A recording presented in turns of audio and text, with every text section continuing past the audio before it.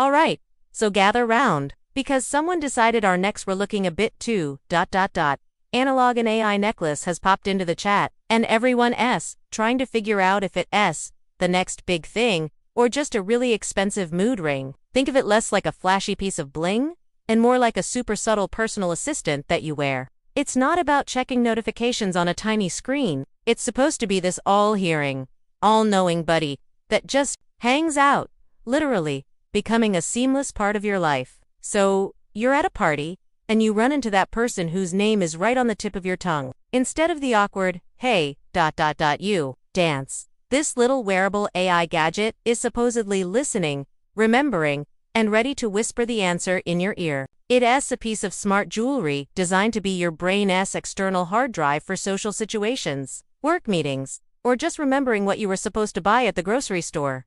The ultimate cheat code for adulting, maybe. But here's the kicker. It's all about ambient computing, a fancy term for technology that's just there, in the background, without you constantly poking at it. The whole sales pitch for this AI necklace is that you can put your phone away and actually live in the moment. You know, make eye contact, see the sun, all that stuff our parents say they used to do. It's a bold claim, turning a high-tech gadget into a tool for being less distracted. But what does having an always-on assistant actually feel like? So, this AI necklace isn't just about saving you from social blunders. We're talking about a next-level personal assistant. Imagine sitting through a 2-hour Zoom call where you mentally checked out after 5 minutes. Apparently, this gizmo can give you a summary of everything you missed. It's the ultimate productivity hack for our burnout generation, promising to distill the boring parts of life into neat, manageable bullet points. The future of tech is basically finding new ways for us to pay less attention. I can get behind that. And get this, it's pitched as a universal translator you wear. You could be wandering through Tokyo, completely lost, and this wearable AI could translate what someone is saying in real time.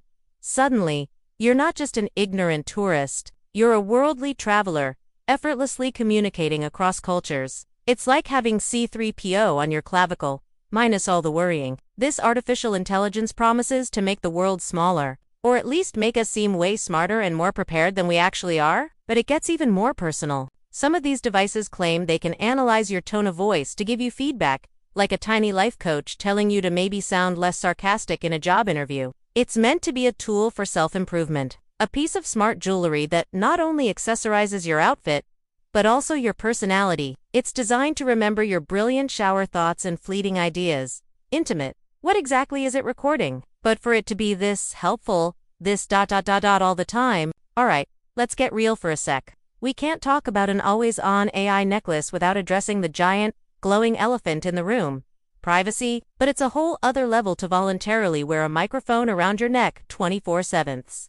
It's one thing to have a smart speaker in your kitchen that might be eavesdropping. Every dumb joke, every confidential work call, every whispered secret hits, all potential data. It's like inviting a tiny, corporate spy to live on your sternum, and you're even paying for the privilege. The immediate defense is, well, my phone already listens to me. And, yeah, fair point. We've all gotten creepily specific ads after just talking about something. We trade massive amounts of data collection for the convenience of free apps and targeted content. So maybe this wearable AI is just being more honest about the transaction. You're giving up your entire audio life story, and in return, it helps you remember to buy milk. The question is whether that's a fair trade or the dumbest deal in human history. But the security concerns go beyond just you. What about the people you're talking to? Your friend tells you a secret. Your boss discusses a sensitive project. They never gave consent to be recorded by your fancy smart jewelry. Are we all going to have to start our conversations with this chat? Is being monitored for quality and training purposes? It creates a whole new layer of social weirdness. So even if you make peace with the surveillance, will anyone else want to be around you in your techie time? So, let's say you've made your peace with the potential privacy nightmare. Now you face an even scarier jury. The public, because, let's be honest, tech's track record with fashion is spotty at best. We all remember those giant Bluetooth headsets from the 2000s. That made people look like they de-escaped a call center. The big challenge for the AI necklace is to not scream, "I am a tech gadget." It has to be subtle, something you'd actually want to wear.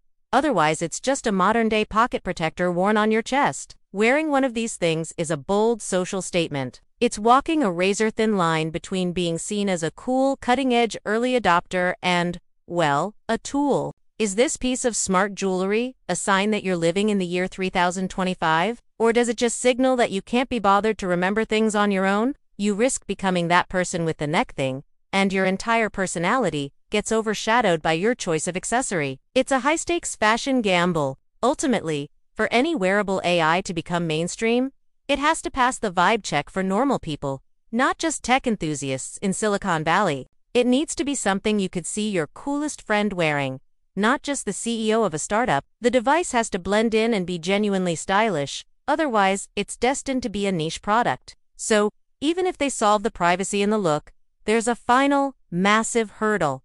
Is this thing built to last, or is it just another flash in the pan? Every couple of years, a new tech gadget emerges and gets crowned the next smartphone. We've seen it all, from smartwatches to VR headsets, and most have ended up as expensive paper. So, when the AI necklace steps up, you can't help but be a little cynical. Is this truly the future of tech? A revolutionary leap in how we live? Or is it just another segue, a cool idea on paper, that's ultimately too weird and impractical for real life? History tells us to manage our expectations. On the other hand, what if they pull it off?